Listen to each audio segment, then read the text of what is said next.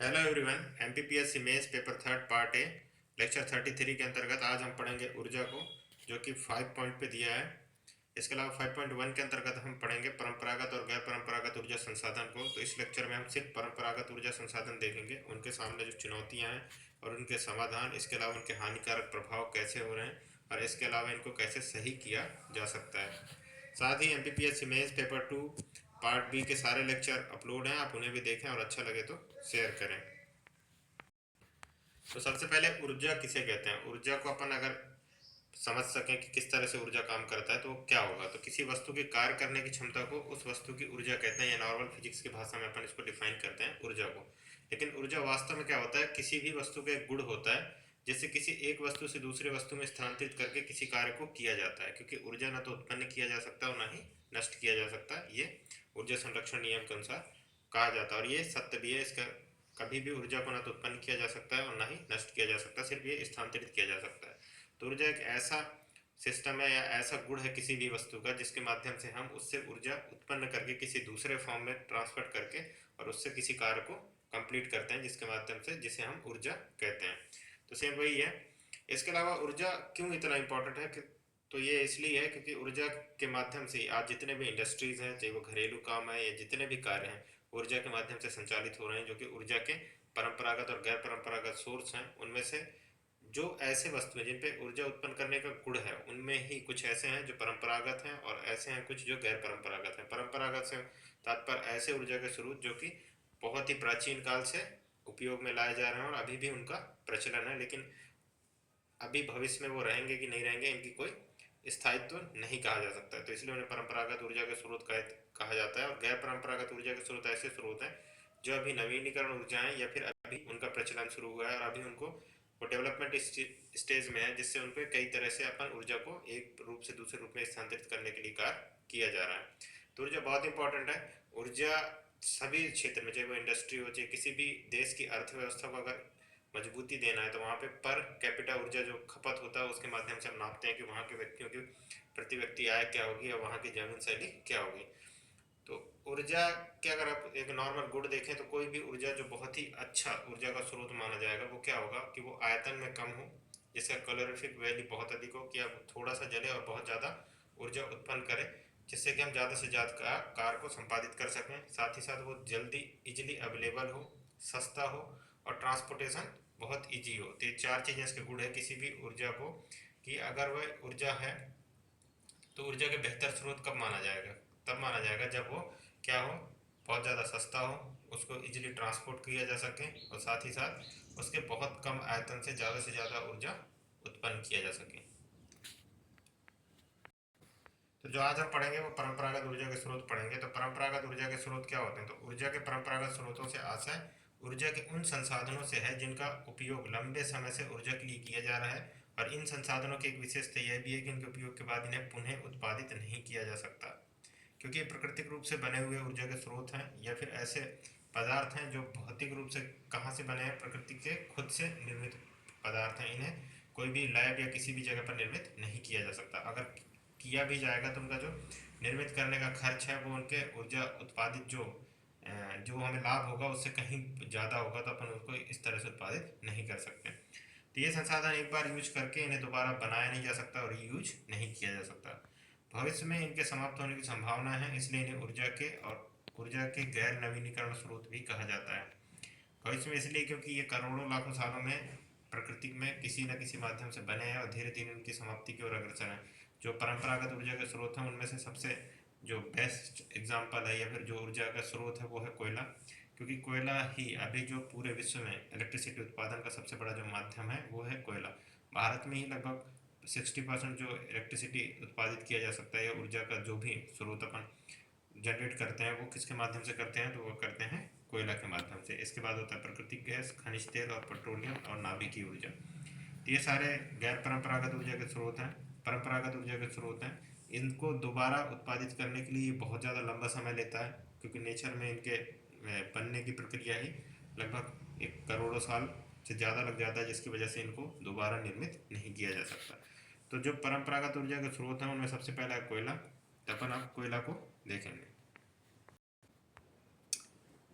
भारत की वाणिज्यिक ऊर्जा जरूरतों के लिए कोयले का सबसे अधिक महत्व है। जितने भी वाणिज्यिक मतलब जितने भी इंडस्ट्री हैं, जितने भी कॉरपोरेट हैं, इनमें सभी तरीके से जो ऊर्जा का उत्पादन किया जाता है वो किस में थर्मल पावर प्लांट के माध्यम से किया जाता है। और जो इलेक्ट्रिसिटी का मैक्सिमम जो शेयर है वो कोयला के माध्यम से उत्पादित ही है।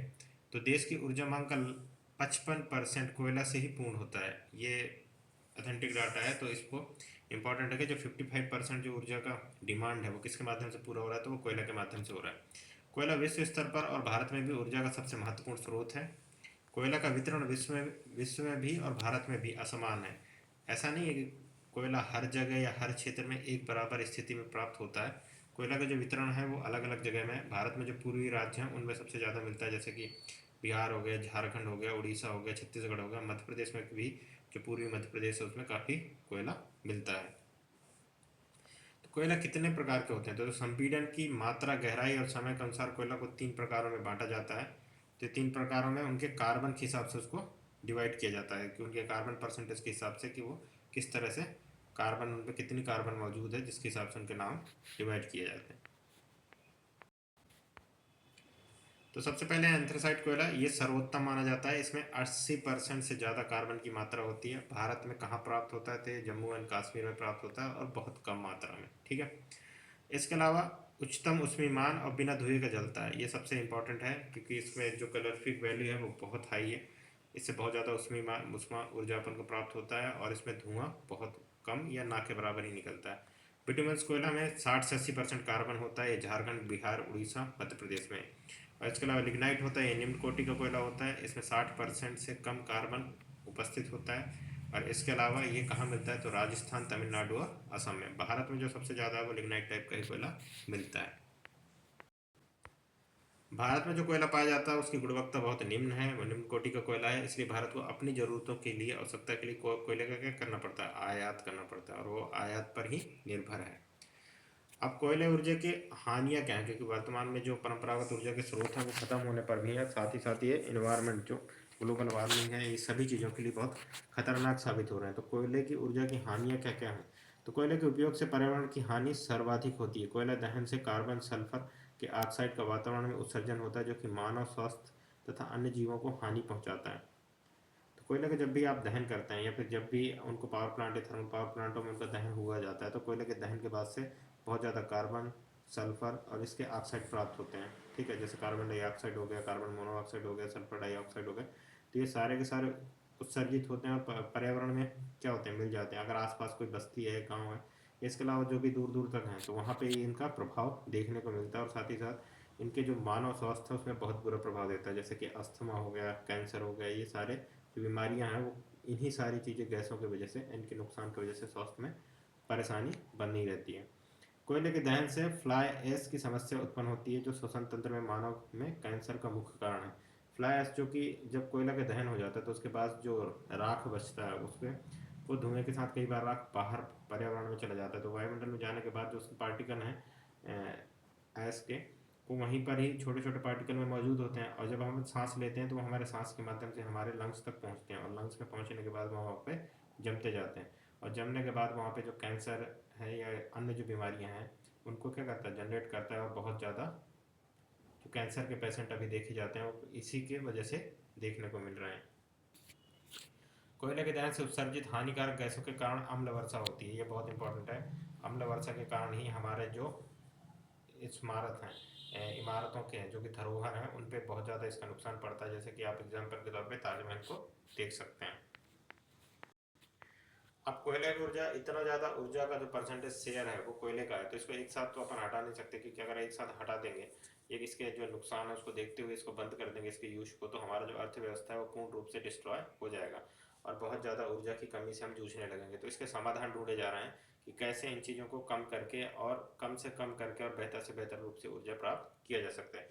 तो कोयले के दहन से उत्सर्जित होने वाली सल्फर गैस को नियंत्रित करने के लिए फ्लू गैस की सल्फराइजेशन तकनीक का इस्तेमाल किया जा रहा है। इस तकनीक के द्वारा कोयले की धुलाई करके प्रयोग किया जाता है। सबसे पहले क्या करता है, जब पावर प्लांट पे कोयला डंप होता है तो उसके बाद से ये फ्लू गैस के माध्यम से पूरे कोयले को धुला जाता है, जिसके माध्यम से क्या है, जो सल्फर के जितने भी मात्रा होता है उसको क्या कर देता है, बाहर कर देता है। इसके बाद कोयले में इसकी मौजूदगी बहुत कम हो जाती है, जिसके माध्यम से जो वायुमंडल में सल्फर का मात्रा जो निकलता है किसी भी पावर प्लांट से वो कम से कम होता है।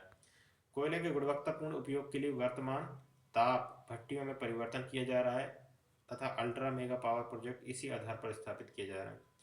कोयले के गुणवत्तापूर्ण यूज से मात्रा ये है कि उसका जो कोयला है उसमें कम से कम धुआं और कम से कम ऐश बने। तो इस तरह से कोयले का अगर यूज किया जाए जिससे कि जो पर्यावरण प्रदूषण है उसको कम से कम किया जा सके और मानव स्वास्थ्य को भी लाभ हो, जीव जंतुओं को भी इसका ज़्यादा नेगेटिव प्रभाव न पड़े। कोयला दहन से उत्पन्न होने वाली समस्याओं से निपटने के लिए कोयले की तरल रूप में परिवर्तित करने की तकनीक हेतु दक्षिण अफ्रीका से सहयोगात्मक करार किया गया है। कोयले के दहन से जितनी भी समस्याएं उत्पन्न हो रही हैं उनको कम करने के लिए कोयले को जो लिक्विड फॉर्म में कन्वर्ट करके कोयले को यूज के बारे में देखा जा रहा है, जो जिसके लिए दक्षिण अफ्रीका के साथ भारत सरकार ने करार किया है और दक्षिण अफ्रीका के माध्यम से इस क्षेत्र में अनुसंधान किया जा रहा है। अगर ये सफल होता है और आगे प्रोसीड होता है तो शायद सारे पावर प्लांटों में इस तरह का जो सिस्टम है उस पर अपग्रेड किया जा सके। कोयले के विकल्प के रूप में कोयला खदानों में स्थित मीथेन गैस के वाणिज्यिक दोहन हेतु नई कोल बेडेड मीथेन नीति लागू की गई है। जो कोयला है वो बहुत सारे सभी कोयले खदान पे क्या है, कोयले के साथ साथ उनके ऊपर जो मिलता है वो मिलता है मीथेन गैस। तो इसको यूज करने के लिए कोल्ड बेडेड मीथेन नीति को लागू किया गया है। इस नीति के माध्यम से ही अब जो मीथेन गैस है वो जो कोयल खदान से प्राप्त होता है उनको वाणिज्यिकरण या उनका व्यापारिक रूप में यूज किया जा सकेगा।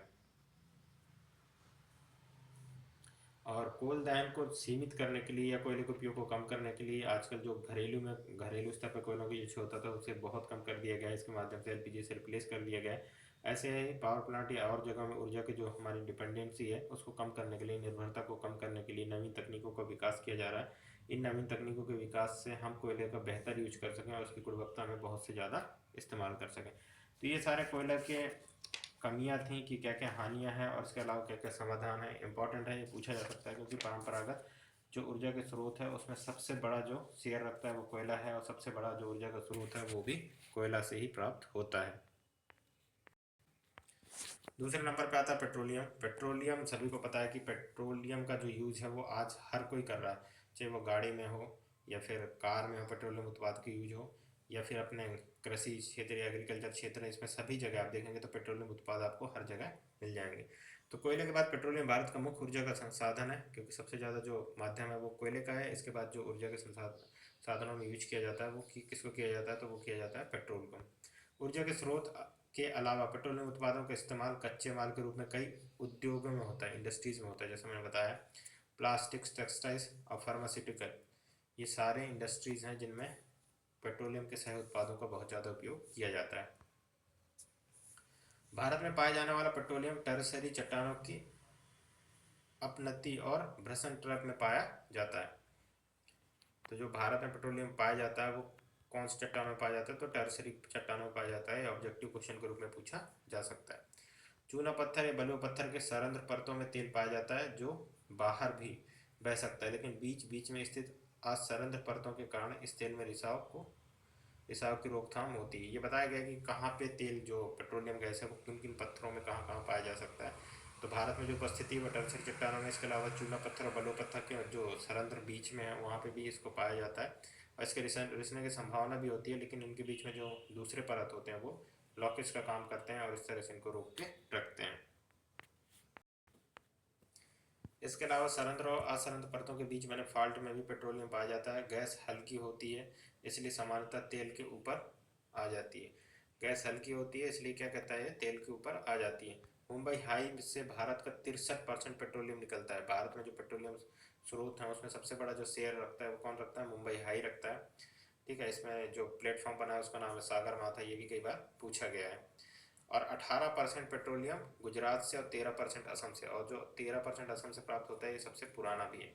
अलंकेश्वर में गुजरात का सबसे महत्वपूर्ण तेल का क्षेत्र है, तो ये भी ऑब्जेक्टिव कभी कभी पूछा जाता है कि अलंकेश्वर क्या है या कहाँ पर है। असम भारत का सबसे पुराना पेट्रोलियम उत्पादक राज्य है।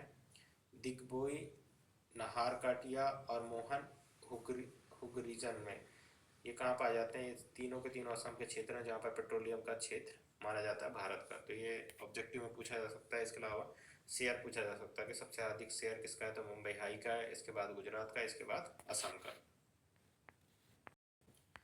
पेट्रोलियम उत्पाद के साथ ही प्राकृतिक गैस बहुत इंपॉर्टेंट है। आज हर घरेलू उत्पाद में पेट्रोलियम के जगह अब प्राकृतिक गैस का यूज किया जा रहा है। कई गाड़ियाँ भी आ रही हैं आजकल तो सीएनजी या फिर बहुत सारी गाड़ियाँ जो गैस पर ही डिपेंडेंट होते जा रही हैं।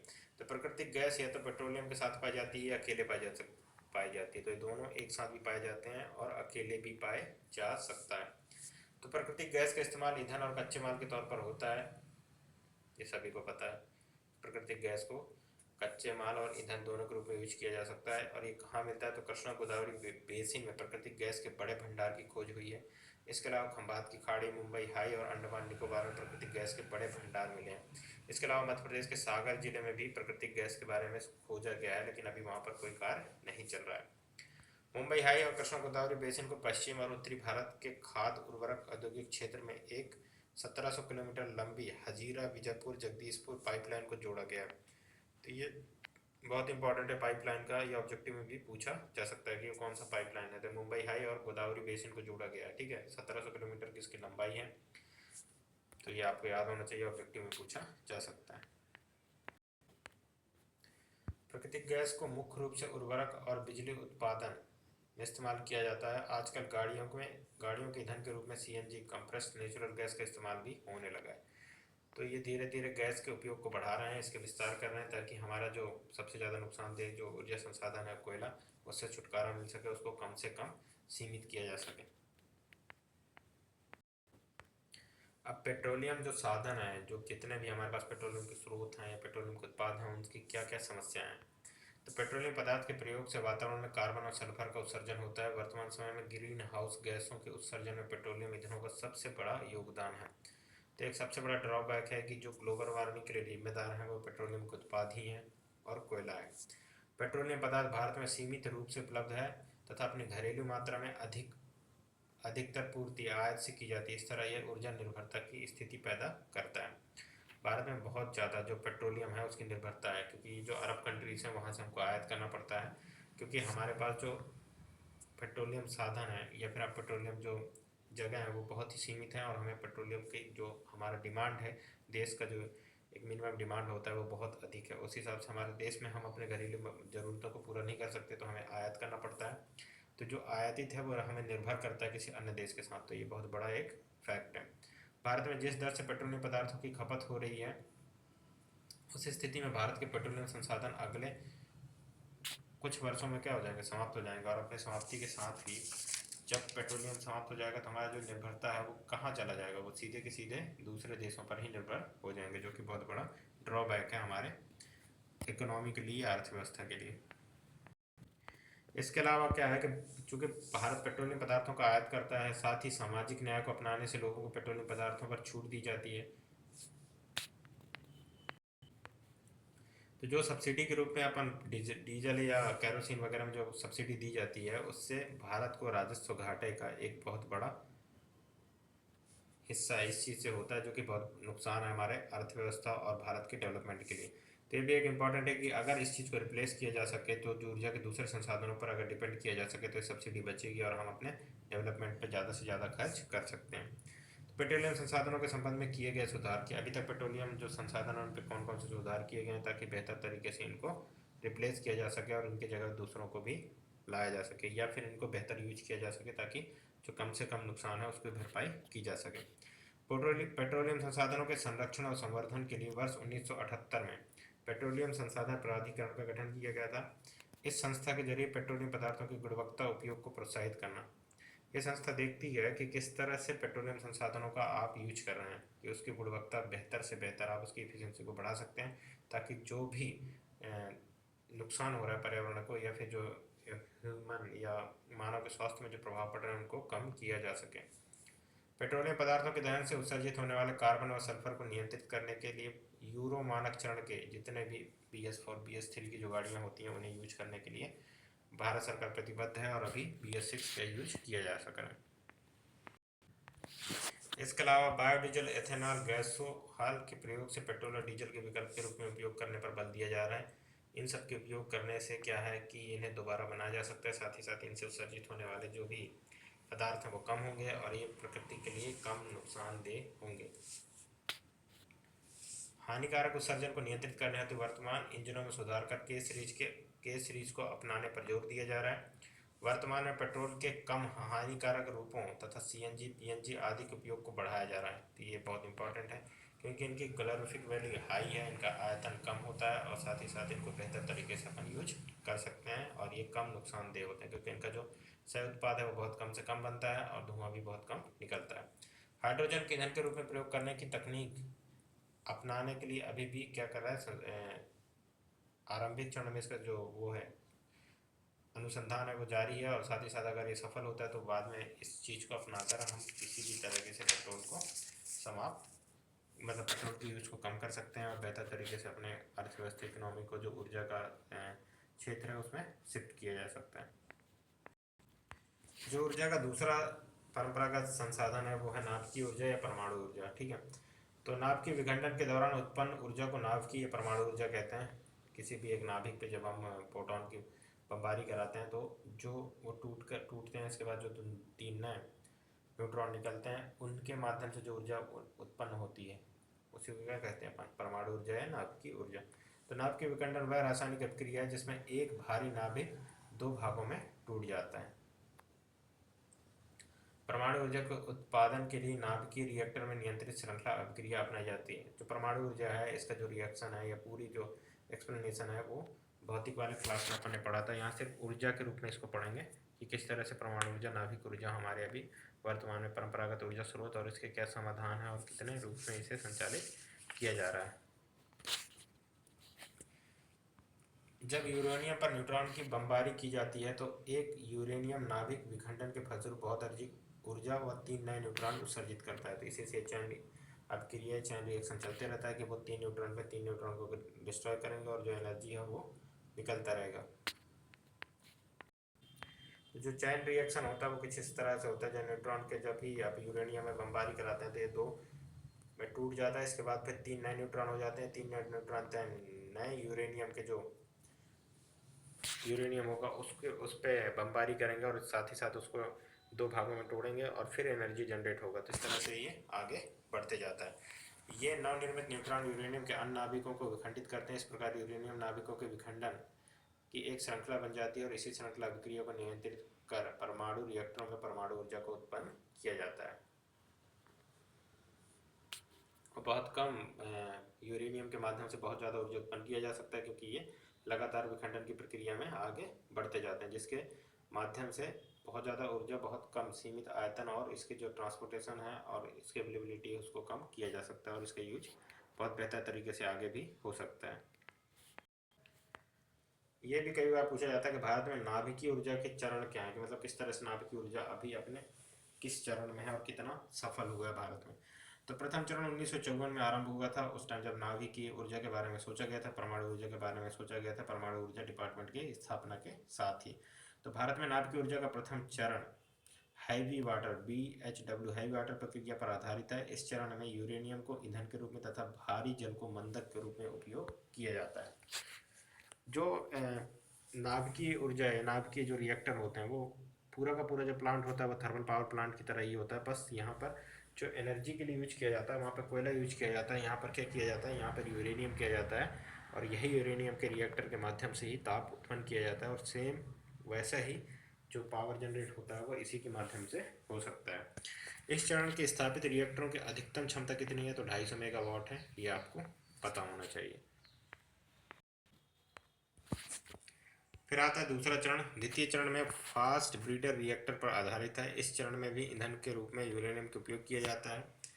इसकी विशेषता यह है कि ईंधन जलने के बाद उतनी ही मात्रा में पुनः निर्मित किया जा सकता है। कैसे निर्मित किया जाता है, तो इस चरण में उपलब्ध होने वाले यूरेनियम को उच्च प्रवर्धित किया जाता है, उच्च प्रवर्धित करके इसको दोबारा उसी फॉर्म में प्राप्त किया जा सकता है और इसके साथ ही जो इस द्वितीय चरण में जितने भी ब्रीडर रिएक्टर बने थे उसमें से कितने मेगावाट की मैक्सिमम अधिकतम क्षमता स्थापित की जा सकती थी रिएक्टरों की, तो 500 मेगावाट की। मतलब कि जो प्रथम चरण था उसमें दूसरे चरण में जस्ट डबल हो गया।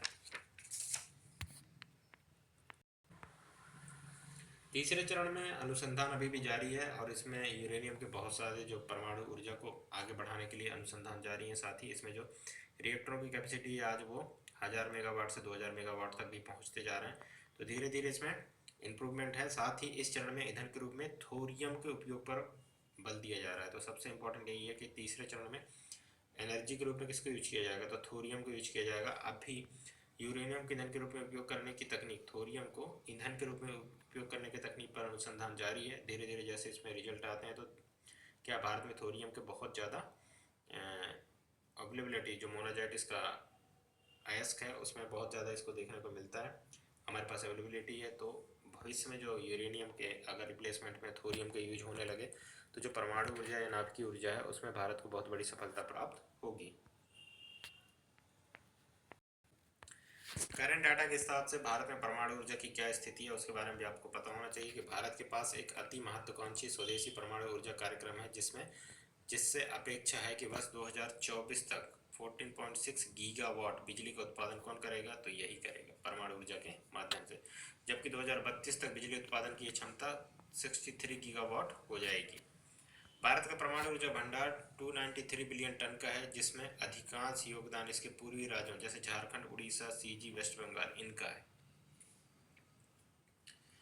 इतने बिलियन टन का इसका क्या है, हमारे पास भंडार है। तो ये भी आपको याद होना चाहिए कहाँ कहाँ मिलता है, तो झारखंड, उड़ीसा और छत्तीसगढ़, वेस्ट बंगाल पूर्वी राज्यों में सबसे ज़्यादा इन पर जितने भी अयस्क हैं वो सबसे ज़्यादा जो भंडार हैं वो इन्हीं राज्यों में है, और सबसे ज़्यादा जो पिछड़े राज्य हैं वो भी यही राज्य हैं। तो बहुत इंपॉर्टेंट है ये फैक्ट।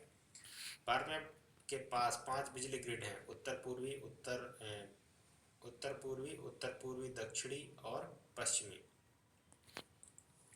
दक्षिणी ग्रिड के अलावा इसके अन्य सभी ग्रिड आपस में जुड़े हुए हैं और इन सभी ग्रिडों का संचालन power grid corporation of India द्वारा लिमिटेड द्वारा किया जा रहा है। तो आप एक तरह से फैक्ट के रूप में इसको याद कर सकते हैं और इसको मेंस में भी लिखा जा सकता है कि भारत में परमाणु ऊर्जा की स्थिति कौन है, कितने ग्रिड हैं और कौन कौन सी ग्रिड और किसके द्वारा, किस संस्था के द्वारा इसको ऑपरेट किया जा रहा है।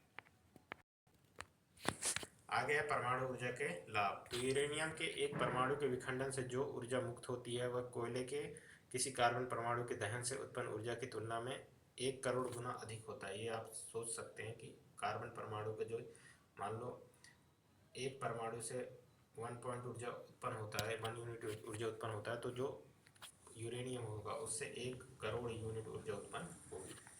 अनेक विकसित और विकासशील देश परमाणु ऊर्जा का विद्युत ऊर्जा पे रूपांतरण कर रहे हैं। अभी जो है बहुत सारे देश इसमें शिफ्ट हो रहे हैं क्योंकि एक बेहतर ऊर्जा के संसाधन के रूप में देखा जा रहा है, लेकिन इसके बहुत ज़्यादा नुकसान भी हैं। तो परमाणु ऊर्जा बहुत लंबे समय तक हमारी ऊर्जा संबंधी ज़रूरतों को पूरा कर सकती है तथा अन्य स्रोतों की अपेक्षा कम खर्च पर ऊर्जा प्रदान करती है। बस यही एक इम्पॉर्टेंट फैक्ट है जिसकी वजह से लोग इस पर रिस्क लेते हैं, क्योंकि परमाणु ऊर्जा जो सिस्टम है या फिर जो परमाणु ऊर्जा के जितने भी प्लांट हैं उनमें बहुत ज़्यादा परमाणु के जो यूरेनियम है या थोरियम है नाभिकीय ऊर्जा के रूप में यूज करते हैं, तो उनको बहुत ज़्यादा स्टोर करते हैं, तो बहुत ज़्यादा ही नुकसानदायक होते हैं। साथ ही साथ परमाणु ऊर्जा में रेडिएशन का एक बहुत बड़ा प्रॉब्लम होता है, लेकिन ये सबसे कम ग्रीन हाउस गैसेस को उत्सर्जित करती है, तो इस वजह से भी इसके यूज करने के प्रति लोग बाग ज़्यादा देख रहे हैं। तो ये लाभ हो गया। अब हानियाँ देख लेते हैं कि परमाणु ऊर्जा की कौन कौन सी हानियाँ हैं।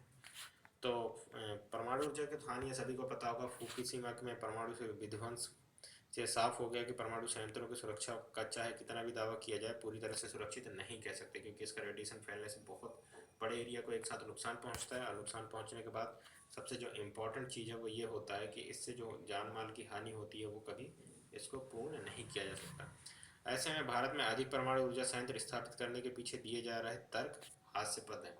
आप जब जैसे ही आप जो विकसित देश हैं जैसे कि जापान है वो भी इस चीज़ में इतना सुरक्षित नहीं अपना पाया, तो भारत जब इस क्षेत्र में आगे बढ़ता है तो कई लोग इस चीज़ पर ये कहते हैं कि भारत कितना भी अपने सिक्योरिटी या सुरक्षा को मद्देनज़र रखे और अपने जो मानक हैं उनको बेहतर बनाए, लेकिन इस पर कभी भी श्योर शॉट इसका उत्पादन पर आप नहीं जा सकते। परमाणु ऊर्जा संयंत्रों को प्राकृतिक आपदा के कारण के रूप में भी देखा जा सकता है, क्योंकि एक बार प्राकृतिक आपदा होती है तो उनसे निपटा जा सकता है, लेकिन अगर जिस क्षेत्र में प्राकृतिक आपदा होती है उसी क्षेत्र में परमाणु संयंत्र स्थापित है तो जो प्लांट है वो अगर इस चीज़ में किसी तरह से डिस्ट्रॉय होता है तो उसके संपर्क में आने वाला जो पूरा एक क्षेत्र है उसमें रेडिएशन का खतरा होगा और बहुत सारे लोगों को इसका क्या करना पड़ेगा, बहुत सारे लोगों को इसको एक तरह से नुकसान पहुंचेगा और उनके हेल्थ में अचानक से बहुत ज़्यादा प्रॉब्लम करेंगे। जादूगोड़ा, तारापुर, रावतभाटा, कलपक्कम आदि जहां भारत में मौजूदा परमाणु ऊर्जा संयंत्र हैं वहां के नज़दीकी गांवों और बस्तियों में रहने वाले लोगों को अनेक रेडियोधर्मी से जुड़ी बीमारी फैलने लगी है। और यही देखना है कि जितने भी परमाणु प्लांट जो स्थापित कर रहे हैं उनके आसपास के जो गांव हैं उनमें पानी में उनके रहन सहन में, और उन पे बहुत ज़्यादा बीमारियों का प्रकोप देखा जा रहा है, क्योंकि जो प्लांट में काम करते हैं वो तो अपने लिए कवच या जो भी इक्विपमेंट है उनके यूज करते हैं, लेकिन जो प्लांट के बाहर है वो कहीं ना कहीं थोड़े बहुत रेडिएशन लीकेज या जो भी होता है उस वजह से जो इसका डिस्पोजल होता है, जो उसके बाद जो अपशिष्ट बचता है परमाणु ऊर्जा में, उसको भी डिस्पोजल सही तरीके से नहीं किया जाता, जिसकी वजह से रेडिएशन का बहुत बड़ा खतरा फैला हुआ है। आमतौर पर लोग सोचते हैं कि परमाणु ऊर्जा सिर्फ बम के रूप में ही हानिकारक होती है, अन्यथा नहीं, लेकिन सच तो यह है कि परमाणु बम से रेडियो एक्टिव पदार्थ कुछ किलो ही होता है और विस्फोट की वजह से उसका नुकसान एक बार में ही काफ़ी ज़्यादा होता है, जबकि एक रिएक्टर से रेडियोधर्मी परमाणु ईंधन कई टन की मात्रा में होता है। अगर वह किसी भी कारण से बाहरी वातावरण के संपर्क में आ जाता है तो उसमें रेडियोधर्मिता का खतरा बम से कई गुना बढ़ जाता है। तो ये एक इम्पॉर्टेंट फैक्ट है, आपको याद रखना चाहिए कि बम और परमाणु जो प्लांट अपन स्थापित कर रहे हैं वो ज़्यादा खतरनाक है अगर वो किसी भी तरीके से अगर संपर्क में आता है किसके, वातावरण के। जब तक परमाणु ऊर्जा की लागत का सवाल है तो इसके लिए आवश्यक रिएक्टर तो बहुत महंगे हैं ही, पर परमाणु ऊर्जा तकनीक में के मामले में हम विदेशों पर क्या है, आश्रित हैं। इसका जो तकनीक है विदेशों से आयातित है, तो ये बहुत ज़्यादा महंगे हैं, इनके इक्विपमेंट भी बहुत ज़्यादा महंगे हैं, साथ ही साथ इनका जो खर्च है वो हम नहीं अभी के डेट में उतना ज़्यादा सक्षम नहीं हो पाए कि इनको बेहतर तरीके से यूज कर सकें, तो इस पर अभी भी सोचने की ज़रूरत है। किसी भी परमाणु संयंत्र की लागत का अनुमान करते समय ना तो उसमें निकलने वाले परमाणु कचरे के निपटान के, ये सबसे बड़ा है कि जितने भी उसके बाद कचरा निकलता है परमाणु कचरा, उसके निपटान के लागत को शामिल नहीं किया जाता, और ना ही परमाणु संयंत्र में डीकमीशनर में आने वाले व्यय को शामिल करते हैं। तो एक बहुत ज़्यादा खर्चीला भी आप मान सकते हो अगर दूसरे तरीके में देखा जाए। परमाणु ईंधन को ठंडा रखने के लिए बहुत ज़्यादा मात्रा में पानी उस पर लगातार दिया जाता है, यह पानी परमाणु प्रदूषित हो जाता है और इसका प्रभाव भी जानलेवा होता है। तो इस तरह से परमाणु जो अपन संयंत्र लगा रहे हैं उनसे भी बहुत सारे हानियाँ हैं, और जिसके माध्यम से हमें समझना है कि उनको कैसे बेहतर तरीके से यूज किया जा सके ताकि इसको आगे भविष्य में ऊर्जा संसाधन के रूप में देखा जा सके। अब भारत के समझ क्या क्या चुनौतियां हैं नाभिकीय ऊर्जा या परमाणु ऊर्जा से। तो भारत का नाभिकीय ऊर्जा कार्यक्रम मुख्यतः आयातित तकनीक या आयातित ईंधन पर आधारित है, क्योंकि भारत में यूरेनियम का अत्यंत सीमित भंडार ही उपलब्ध है। ये आपको इम्पोर्टेंट फैक्ट है, याद रखना, क्योंकि हम आयात करते हैं, तो आयात जब भी करेंगे तो हम उस पर निर्भरता होगी तो हमारा जो इकोनॉमी है उसमें भी, या हमारे जो आर्थिक स्थिति है उस पर भी इसका अफेक्ट पड़ेगा। नाभिकीय ऊर्जा को सबसे बड़ी चुनौती पर्यावरणीय दृष्टिकोण से खतरनाक होने की है। नाभिकीय संयंत्रों से निकलने वाले रेडियो एक्टिव पदार्थ जो है उनसे स्वास्थ्य के लिए अत्यंत तीव्र दुष्प्रभाव डालती है, जैसे चेरनोबिल की दुर्घटना। ये आपको याद होना चाहिए, ये अपने भी केस स्टडी में है शायद फर्स्ट पेपर में। नाभिकीय ऊर्जा वर्तमान समय में महंगी है तथा ऊर्जा संयंत्रों की स्थापना में लंबी अवधि लगती है। साथ ही साथ ऊर्जा संयंत्रों को बनाने के बाद भी उन्हें ऑपरेट करते समय ये पूर्ण रूप से आप नहीं कह सकते कि वो बेहतर यूज के लिए या उसमें कोई डिफेक्ट नहीं आएगा। तो ये एक इम्पॉर्टेंट है। तो मुख्य रूप से परंपरागत ऊर्जा के स्रोत यही थे जिनके बारे में आपको पता होना चाहिए कि क्या है, क्या क्या इनके लाभ हैं, क्या क्या इनके हानि है, कौन कौन से किस किस प्रकार की ये यूज किए जा सकते हैं, कैसे रिएक्टर्स यूज किया जाता है। और इसके अलावा जो आगे है उसमें परंपरागत स्रोत के अलावा जो ऊर्जा के गैर परंपरागत स्रोत हैं उन पे इनकी नीतियों के बारे में अगले लेक्चर में पढ़ेंगे। तो थैंक यू वेरी मच। अगर ये लेक्चर अच्छा लगा हो तो इसको शेयर करें और ये चैनल को सब्सक्राइब करें। साथ ही साथ टेलीग्राम पे आप ज्वाइन कर सकते हैं ताकि आपको नोट्स आराम से इजीली अवेलेबल हो। बस ये आपको इम्पोर्टेंट रखना है कि ऊर्जा के संसाधन कौन कौन से होते हैं और एक बेस्ट ऊर्जा किसे माना जाएगा, ऊर्जा का साधन किसे माना जाएगा। तो ये मैंने बताया था कि उसमें क्या है, सबसे ज़्यादा हाई कैलोरीफिक वैल्यू हो, इजीली अवेलेबल हो, सस्ता हो, साथ ही साथ उसको क्या, उसके ट्रांसपोर्टेशन बहुत कम हो, ट्रांसपोर्टेशन चार्ज भी बहुत कम लगे। और परंपरागत ऊर्जा के स्रोत में सबसे बड़ा जो शेयर है वो कोयले का है, इसके बाद फिर पेट्रोल और प्राकृतिक गैस का है, फिर यूरेनियम का है। जो परमाणु ऊर्जा है उस पर बहुत बार कुछ बना भी है। साथ ही साथ जो ऊर्जा संसाधन है यहाँ से भी एक क्वेश्चन पूछा जा सकता है, क्योंकि भारत की या कि विश्व के सबसे जो अर्थव्यवस्था है वो ऊर्जा के माध्यम से ही संचालित होता है। अगर ऊर्जा नहीं है तो किसी भी देश की अर्थव्यवस्था की कल्पना नहीं की जा सकती। तो थैंक यू वेरी मच। अगर आपको ये लेक्चर अच्छा लगे तो शेयर करें और चैनल को सब्सक्राइब करें।